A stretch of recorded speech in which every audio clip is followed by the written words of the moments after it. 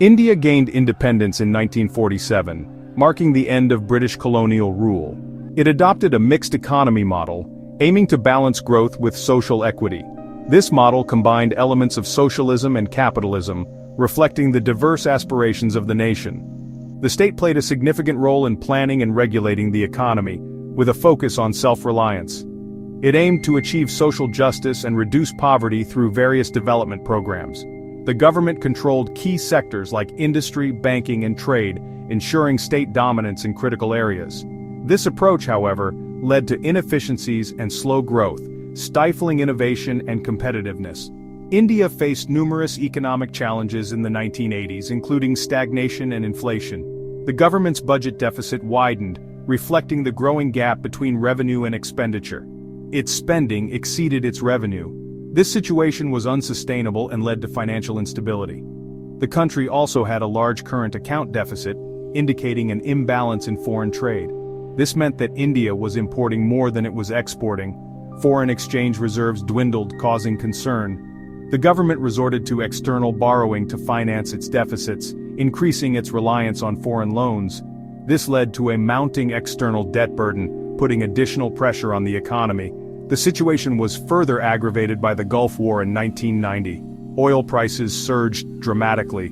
India, a major oil importer, was hit hard, exacerbating the economic crisis. The country faced a severe balance of payments crisis, leading to a critical juncture in its economic history.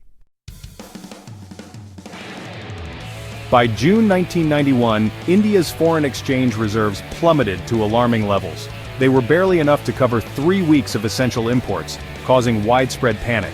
The country was on the verge of defaulting on its external debt obligations, a situation that could have led to severe economic consequences. This economic crisis was a wake-up call for the nation, highlighting the urgent need for reform. It exposed the flaws in India's inward-looking economic policies, which had long stifled growth and innovation.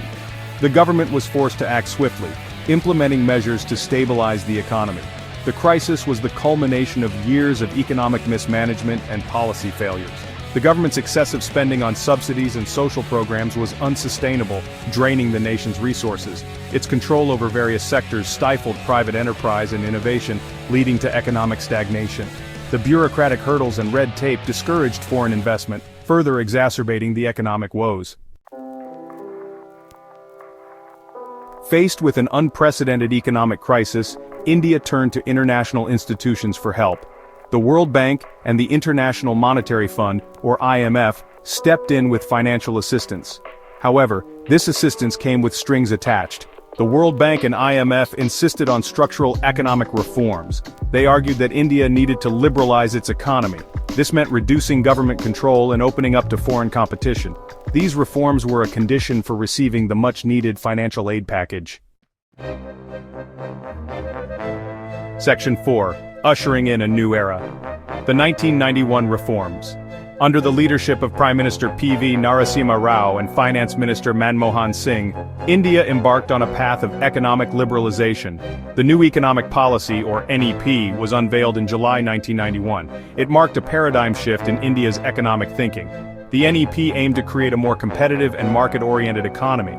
Key elements of the reforms included liberalisation, privatisation, and globalisation, often referred to as LPG. These reforms aimed to dismantle the license raj, reduce bureaucratic hurdles, and promote foreign investment. Section 5. Liberalization's legacy, growth, and transformation.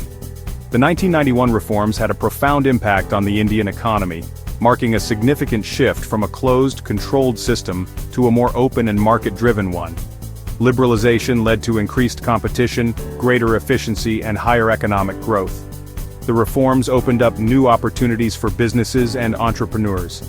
The industrial sector was deregulated, allowing for more flexibility and innovation in manufacturing and production processes. Private companies were allowed to compete with public sector undertakings, spurring innovation and efficiency. This competition led to better products and services for consumers. The financial sector underwent significant changes with reforms aimed at improving the efficiency and stability of financial institutions. Foreign banks were allowed to operate in India, and capital markets were liberalized, leading to greater access to finance for businesses. This influx of foreign capital helped fuel economic growth, foreign trade was liberalized, and import tariffs were reduced, exposing Indian companies to global competition. This encouraged Indian businesses to improve their standards and become more competitive internationally. The reforms led to a surge in foreign investment, bringing in much-needed capital and technology.